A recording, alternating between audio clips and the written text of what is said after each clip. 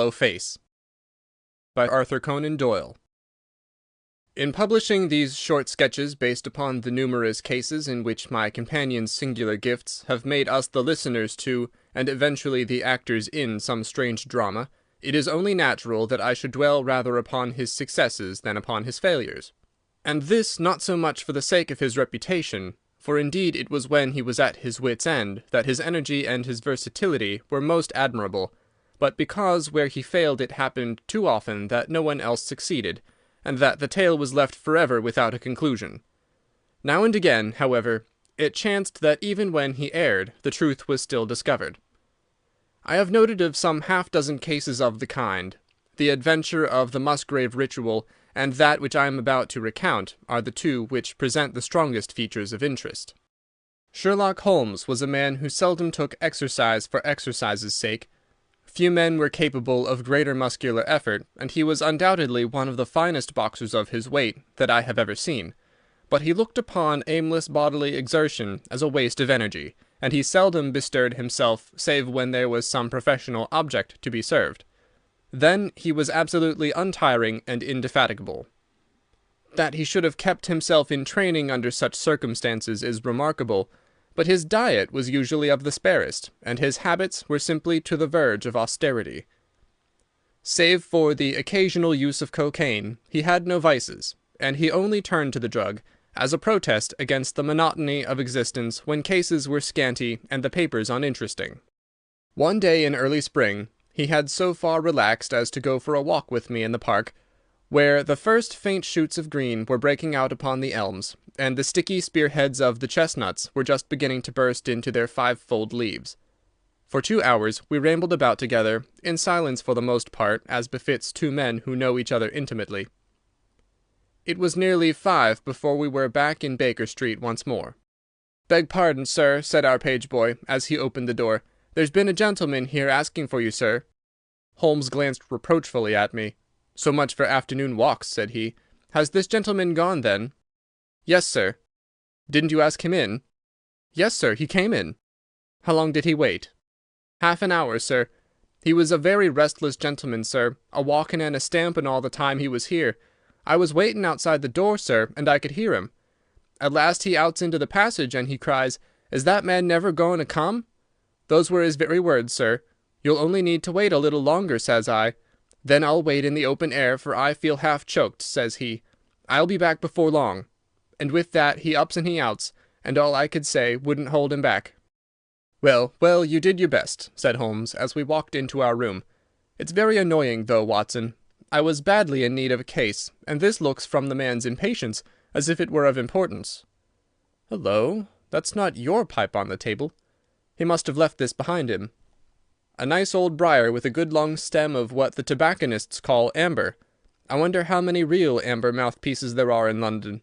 Some people think that a fly in it is a sign. Well, he must have been disturbed in his mind to leave a pipe behind him which he evidently values highly."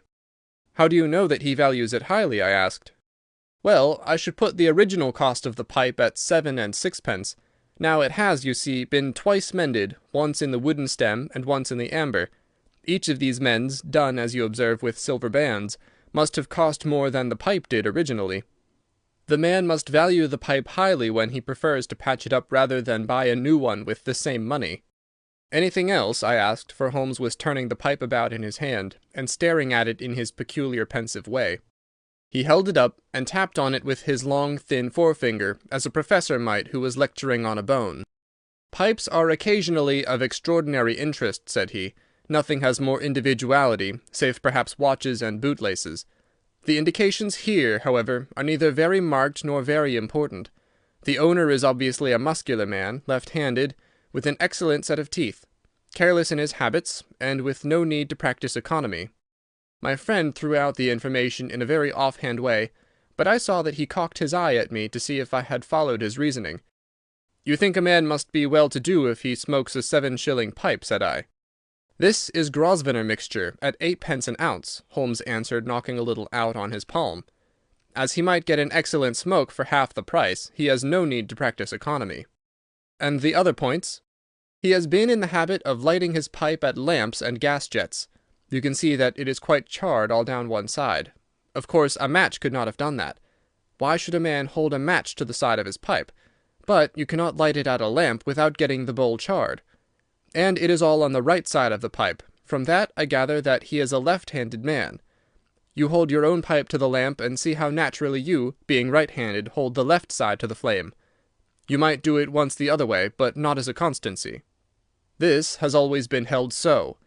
Then he has bitten through his amber. It takes a muscular, energetic fellow, and one with a good set of teeth, to do that. But if I am not mistaken, I hear him upon the stair, so we shall have something more interesting than his pipe to study." An instant later our door opened, and a tall young man entered the room. He was well but quietly dressed in a dark grey suit, and carried a brown wide-awake in his hand. I should have put him at about 30, though he was really some years older. "I beg your pardon," said he, with some embarrassment. "I suppose I should have knocked. Yes, of course I should have knocked. The fact is that I am a little upset, and you must put it all down to that." He passed his hand over his forehead like a man who is half dazed, and then fell rather than sat down upon a chair. "I can see that you have not slept for a night or two," said Holmes, in his easy, genial way. "That tries a man's nerves more than work, and more even than pleasure. May I ask how I can help you?" "I wanted your advice, sir. I don't know what to do, and my whole life seems to have gone to pieces." "You wish to employ me as a consulting detective?" "Not that only. I want your opinion, as a judicious man, as a man of the world. I want to know what I ought to do next. I hope to God you'll be able to tell me." He spoke in little, sharp, jerky outbursts, and it seemed to me that to speak at all was very painful to him, and that his will all through was overriding his inclinations. "It's a very delicate thing," said he. "One does not like to speak of one's domestic affairs to strangers. It seems dreadful to discuss the conduct of one's wife with two men whom I've never seen before. It's horrible to have to do it, but I've got to the end of my tether, and I must have advice." "My dear Mr. Grant Munro," began Holmes. Our visitor sprang from his chair. "What!" he cried. "You know my name?"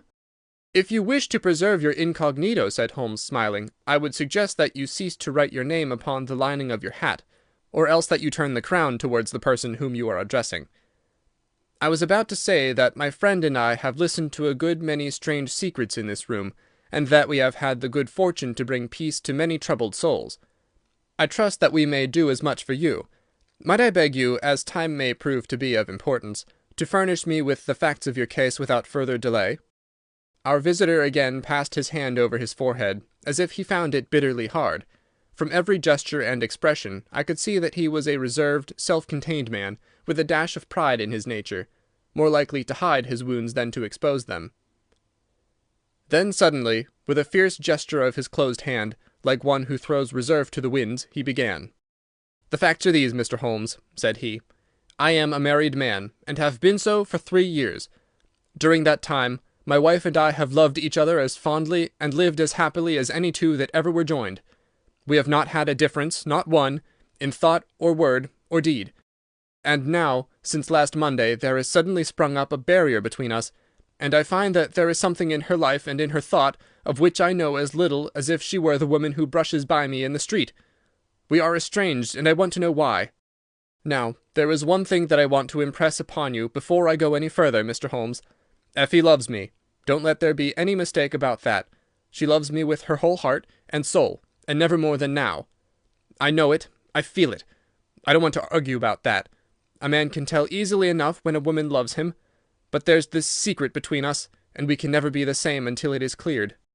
"Kindly let me have the facts, Mr. Munro," said Holmes with some impatience. "I'll tell you what I know about Effie's history. She was a widow when I met her first, though quite young, only 25. Her name then was Mrs. Hebron. She went out to America when she was young, and lived in the town of Atlanta, where she married this Hebron, who was a lawyer with a good practice. They had one child, but the yellow fever broke out badly in the place, and both husband and child died of it. I have seen his death certificate. This sickened her of America, and she came back to live with a maiden aunt at Pinner in Middlesex. I may mention that her husband had left her comfortably off, and that she had a capital of about £4,500, which had been so well invested by him that it returned an average of 7%. She had only been 6 months at Pinner when I met her. We fell in love with each other, and we married a few weeks afterwards. I am a hop merchant myself, and as I have an income of 700 or 800, we found ourselves comfortably off, and took a nice £80 a year villa at Norbury. Our little place was very countrified, considering that it is so close to town. We had an inn, and 2 houses a little above us, and a single cottage at the other side of the field which faces us, and except those there were no houses until you got half-way to the station. My business took me into town at certain seasons, but in summer I had less to do, and then in our country home my wife and I were just as happy as could be wished. I tell you that there never was a shadow between us until this accursed affair began. There's one thing I ought to tell you before I go further. When we married, my wife made over all her property to me, rather against my will, for I saw how awkward it would be if my business affairs went wrong. However, she would have it so, and it was done. Well, about 6 weeks ago she came to me. "Jack," said she, "when you took my money, you said that if ever I wanted any I was to ask you for it." "Certainly," said I, "it's all your own." "Well," said she, "I want £100. I was a bit staggered at this, for I had imagined it was simply a new dress or something of the kind that she was after. "What on earth for?" I asked. "Oh," said she in her playful way, "you said that you were only my banker, and bankers never ask questions, you know." "If you really mean it, of course you shall have the money," said I. "Oh, yes, I really mean it." "And you won't tell me what you want it for?" "Some day, perhaps, but not just at present, Jack." So I had to be content with that, though it was the first time that there had ever been any secret between us. I gave her a cheque, and I never thought any more of the matter. It may have nothing to do with what came afterwards, but I thought it only right to mention it. Well, I told you just now that there is a cottage not far from our house. There is just a field between us, but to reach it you have to go along the road and then turn down a lane. Just beyond it is a nice little grove of Scotch firs, and I used to be very fond of strolling down there, for trees are always a neighbourly kind of things. The cottage had been standing empty this 8 months, and it was a pity, for it was a pretty 2-storied place, with an old-fashioned porch and honeysuckle about it. I have stood many a time, and thought what a neat little homestead it would make. Well, last Monday evening I was taking a stroll down that way, when I met an empty van coming up the lane, and saw a pile of carpets and things lying about on the grass plot beside the porch. It was clear that the cottage had at last been let. I walked past it and wondered what sort of folk they were who had come to live so near us. And as I looked I suddenly became aware that a face was watching me out of one of the upper windows. I don't know what it was about that face, Mr. Holmes, but it seemed to send a chill right down my back. It was some little way off, so that I could not make out the features, but there was something unnatural and inhuman about the face. That was the impression that I had, and I moved quickly forwards to get a nearer view of the person who was watching me. But as I did so, the face suddenly disappeared, so suddenly that it seemed to have been plucked away into the darkness of the room. I stood for 5 minutes thinking the business over, and trying to analyze my impressions. I could not tell if the face were that of a man or a woman. It had been too far from me for that. But its colour was what had impressed me most. It was of a livid, chalky white, and with something set and rigid about it which was shockingly unnatural. So disturbed was I, that I determined to see a little more of the new inmates of the cottage. I approached and knocked at the door, which was instantly opened by a tall, gaunt woman with a harsh, forbidding face. "What may you be wantin'?" she asked in a northern accent. "I am your neighbour over yonder," said I, nodding towards my house. "I see that you have only just moved in, so I thought that if I could be of any help to you in any—" "I will just ask ye when we want ye," said she, and shut the door in my face. Annoyed at the churlish rebuff, I turned my back and walked home. All evening, though I tried to think of other things, my mind would still turn to the apparition at the window and the rudeness of the woman. I determined to say nothing about the former to my wife, for she is a nervous, highly strung woman, and I had no wish that she would share the unpleasant impression which had been produced upon myself. I remarked to her, however, before I fell asleep, that the cottage was now occupied, to which she returned no reply. I am usually an extremely sound sleeper. It has been a standing jest in the family that nothing could ever wake me during the night, and yet somehow on that particular night, whether it may have been the slight excitement produced by my little adventure or not, I know not, but I slept much more lightly than usual. Half in my dreams I was dimly conscious that something was going on in the room, and gradually became aware that my wife had dressed herself and was slipping on her mantle and her bonnet. My lips were parted to murmur out some sleepy words of surprise or remonstrance at this untimely preparation, when suddenly my half-opened eyes fell upon her face, illuminated by the candlelight, and astonishment held me dumb. She wore an expression such as I have never seen before, such as I should have thought her incapable of assuming. She was deadly pale and breathing fast, glancing furtively towards the bed as she fastened her mantle, to see if she had disturbed me. Then, thinking that I was still asleep, she slipped noiselessly from the room, and an instant later I heard a sharp creaking which could only come from the hinges of the front door. I sat up in bed, and rapped my knuckles against the rail to make certain that I was truly awake. Then I took my watch from under the pillow. It was 3 in the morning. What on this earth could my wife be doing out on the country road at 3 in the morning? I'd sat for about 20 minutes turning the thing over in my mind, and trying to find some possible explanation. The more I thought, the more extraordinary and inexplicable did it appear. I was still puzzling over it when I heard the door gently close again, and her footsteps coming up the stairs. "Where in the world have you been, Effie?" I asked as she entered. She gave a violent start and a kind of gasping cry when I spoke, and that cry and start troubled me more than all the rest, for there was something indescribably guilty about them. My wife had always been a woman of a frank, open nature, and it gave me a chill to see her slinking into her own room, and crying out and wincing when her own husband spoke to her. "You awake, Jack?" she cried, with a nervous laugh. "Why, I thought that nothing could awake you." "Where have you been?" I asked more sternly. "I don't wonder that you are surprised," said she, and I could see that her fingers were trembling as she undid the fastenings of her mantle. "Why, I never remember having done such a thing in my life before. The fact is that I felt as though I were choking, and had a perfect longing for a breath of fresh air. I really think that I should have fainted if I had not gone out. I stood at the door a few minutes, and now I am quite myself again." All the time that she was telling me this story, she never once looked in my direction, and her voice was quite unlike her usual tones.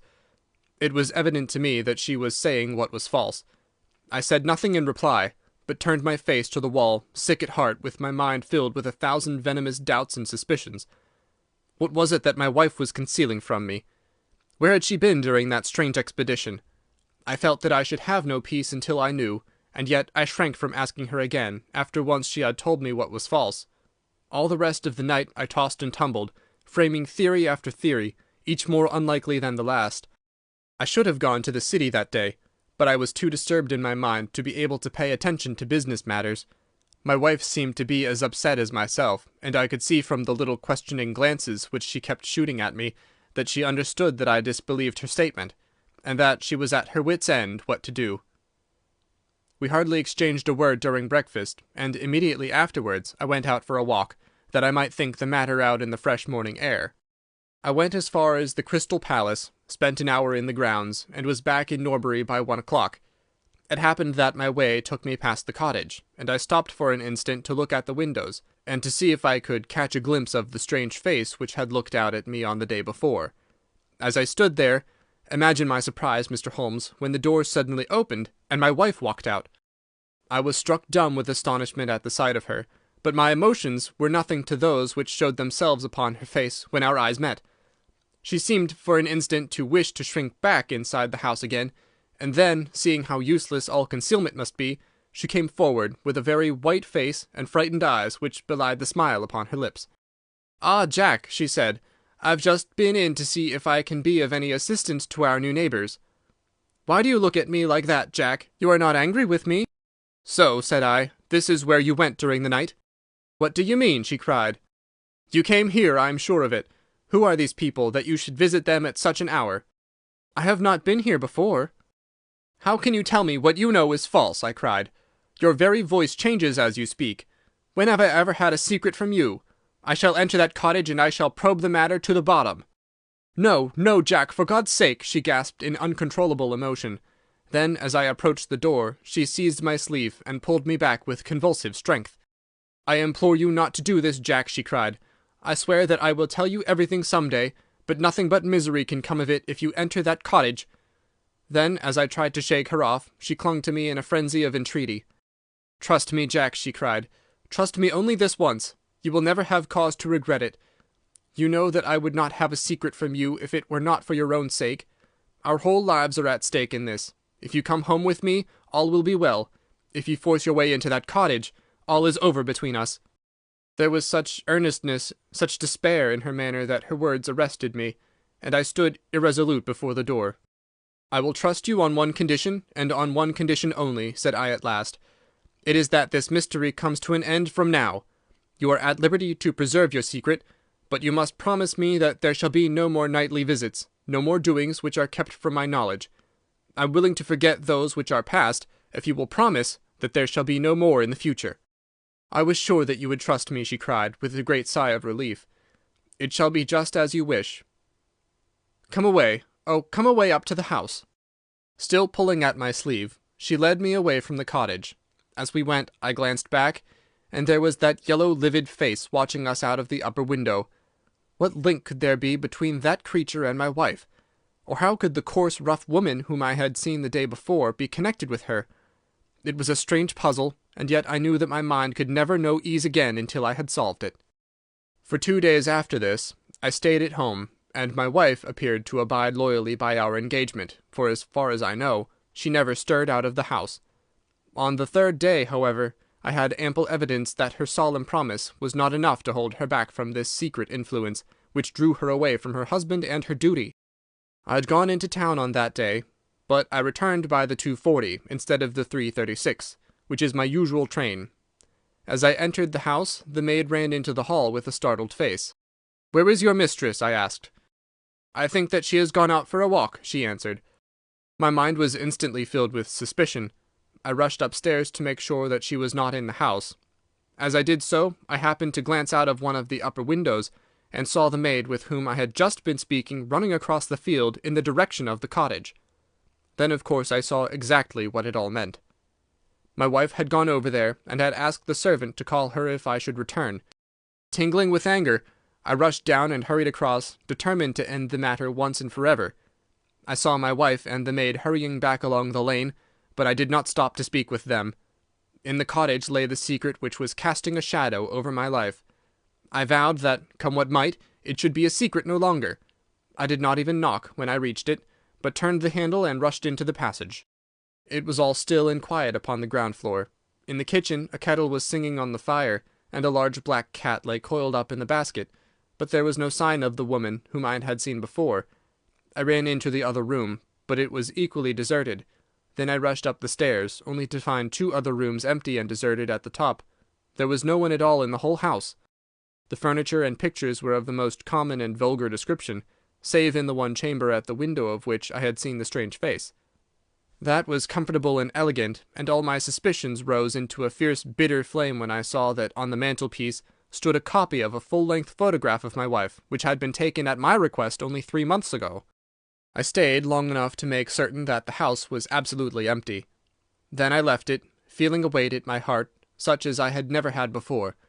My wife came out into the hall as I entered my house, but I was too hurt and angry to speak with her, and pushing past her, I made my way into my study.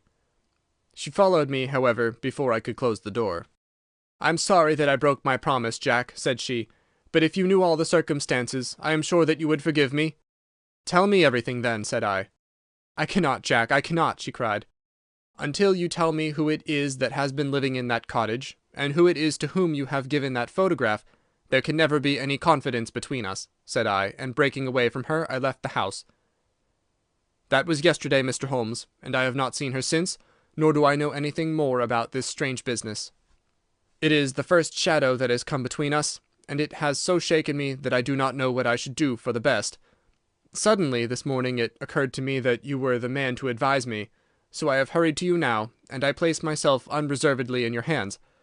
If there is any point which I have not made clear, pray question me about it, but above all, tell me quickly what I am to do, for this misery is more than I can bear." Holmes and I had listened with the utmost interest to this extraordinary statement, which had been delivered in the jerky, broken fashion of a man who is under the influence of extreme emotions.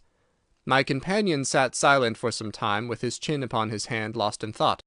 "Tell me," said he at last, "could you swear that this was a man's face which you saw at the window?" "Each time that I saw it, I was some distance away from it, so that it is impossible for me to say." "You appear, however, to have been disagreeably impressed by it." "It seemed to be of an unnatural colour, and to have a strange rigidity about the features. When I approached, it vanished with a jerk. How long is it since your wife asked you for £100? Nearly 2 months. Have you ever seen a photograph of her first husband? No. There was a great fire at Atlanta very shortly after his death, and all her papers were destroyed. And yet she had a certificate of death. You say that you saw it? Yes, she got a duplicate after the fire. Did you ever meet anyone who knew her in America? No. Did she ever talk of revisiting the place? No. Or get letters from it? No. Thank you. I should like to think over the matter a little now. If the cottage is now permanently deserted, we may have some difficulty. If, on the other hand, as I fancy is more likely, the inmates were warned of your coming, and left before you entered yesterday, and they may be back now, and we should clear it all up easily. Let me advise you, then, to return to Norbury, and to examine the windows of the cottage again. If you have reason to believe that it is inhabited, do not force your way in, but send a wire to my friend and me. We shall be with you within an hour of receiving it, and we shall then very soon get to the bottom of the business. And if it is still empty? In that case, I shall come out tomorrow and talk it over with you. Good-bye, and above all, do not fret until you know that you really have a cause for it. I am afraid that this is a bad business, Watson, said my companion, as he returned after accompanying Mr. Grant Munro to the door. What do you make of it? It had an ugly sound, I answered. Yes, there's blackmail in it, or I am much mistaken. And who is the blackmailer? Well, it must be the creature who lives in the only comfortable room in the place, and has her photograph above his fireplace.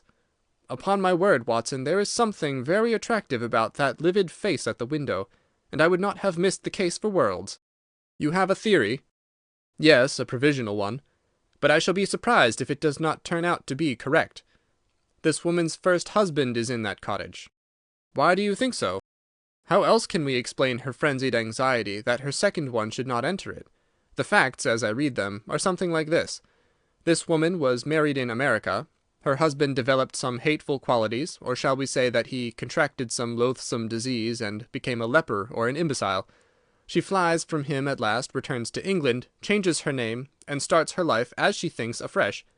She has been married 3 years, and believes that her position is quite secure, having shown her husband the death certificate of some man whose name she has assumed, when suddenly her whereabouts is discovered by her first husband, or we may suppose by some unscrupulous woman who has attached herself to the invalid.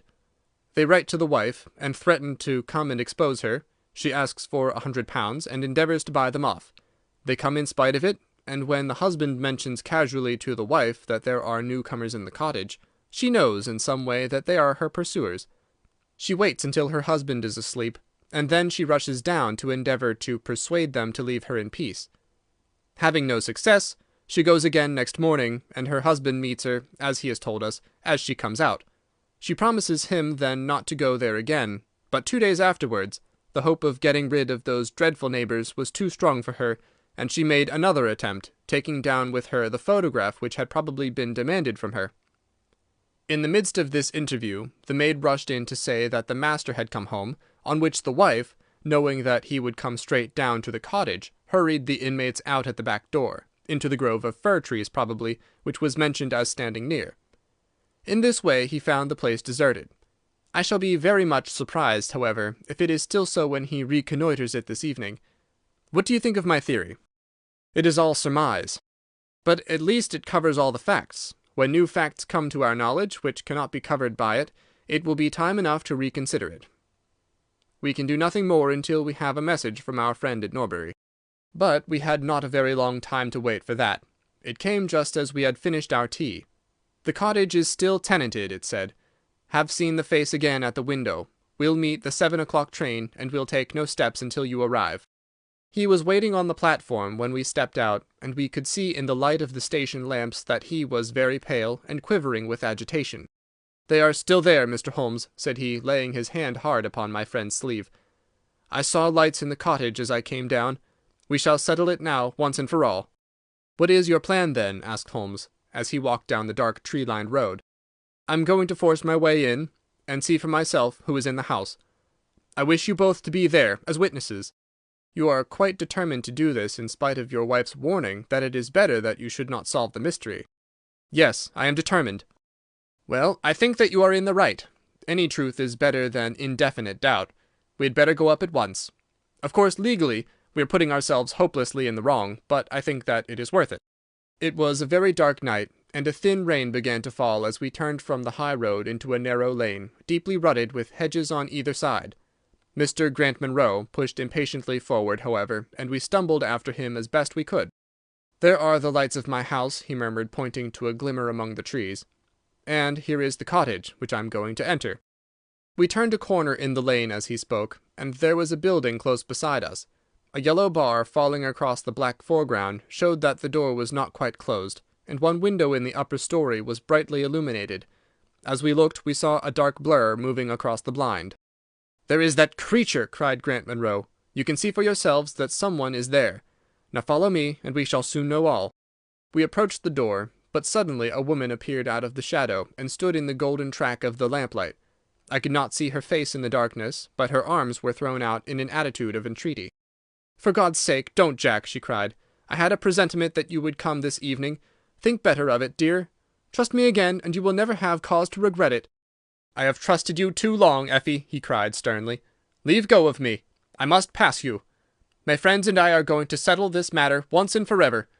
He pushed her to one side, and we followed closely after him. As he threw the door open, an old woman ran out in front of him and tried to bar his passage. But he thrust her back, and an instant afterwards we were all upon the stairs. Grant Munro rushed into the lighted room at the top, and we entered at his heels. It was a cosy, well-furnished apartment, with 2 candles burning upon the table and 2 upon the mantelpiece. In the corner, stooping over a desk, there sat what appeared to be a little girl. Her face was turned away as we entered, but we could see that she was dressed in a red frock, and that she had long white gloves on. As she whisked round to us, I gave a cry of surprise and horror. The face which she turned towards us was of the strangest livid tint, and the features were absolutely devoid of any expression. An instant later the mystery was explained. Holmes, with a laugh, passed his hand behind the child's ear. A mask peeled off from her countenance, and there was a little coal-black negress, with all her white teeth flashing in amusement at our amazed faces. I burst out laughing, out of sympathy with her merriment, but Grant Munro stood staring, with his hand clutching his throat. "My God!" he cried. "What can be the meaning of this?" "I will tell you the meaning of it," cried the lady, sweeping into the room with a proud set face. "You have forced me against my own judgment to tell you, and now we must both make the best of it. My husband died at Atlanta. My child survived." "Your child?" She drew a large silver locket from her bosom. "You have never seen this open?" "I understood that it did not open." She touched a spring, and the front hinged back. There was a portrait within of a man strikingly handsome and intelligent-looking, but bearing unmistakable signs upon his features of his African descent. "That is John Hebron of Atlanta," said the lady, "and a nobler man never walked the earth. I cut myself off from my race in order to wed him, but never once while he lived did I for an instant regret it. It was our misfortune that our only child took after his people rather than mine. It is often so in such matches, and little Lucy is darker far than ever her father was. But dark or fair, she is my own dear little girlie, and her mother's pet." The little creature ran across at the words and nestled up against the lady's dress. "When I left her in America," she continued, "it was only because her health was weak, and the change might have done her harm. She was given to the care of a faithful Scotchwoman who had once been our servant. Never for an instant did I dream of disowning her as my child. But when chance threw you in my way, Jack, and I learned to love you, I feared to tell you about my child. God forgive me, I feared that I should lose you, and I had not the courage to tell you. I had to choose between you, and in my weakness I turned away from my own little girl. For 3 years I have kept her existence a secret from you, but I heard from the nurse, and I knew that all was well with her. At last, however, there came an overwhelming desire to see the child once more. I struggled against it, but in vain. Though I knew the danger, I determined to have the child over, if it were but for a few weeks. I sent £100 to the nurse, and I gave her instructions about this cottage, so that she might come as a neighbour without my appearing to be in any way connected with her. I pushed my precautions so far as to order her to keep the child in the house during the daytime, and to cover up her little face and hands, so that even those who might see her at the window should not gossip about there being a black child in the neighbourhood. If I had been less cautious, I might have been more wise, but I was half crazy with fear that you should learn the truth. It was you who told me first that the cottage was occupied. I should have waited for the morning, but I could not sleep for excitement, and so at last I slipped out, knowing how difficult it is to awake you.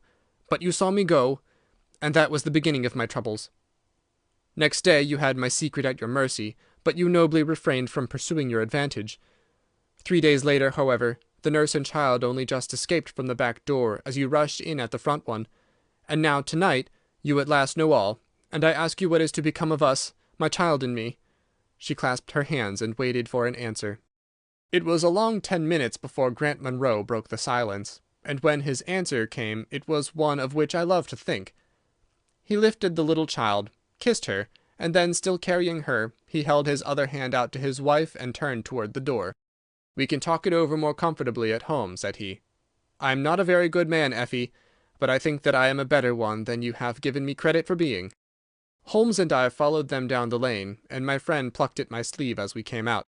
"I think," said he, "that we shall be of more use in London than in Norbury."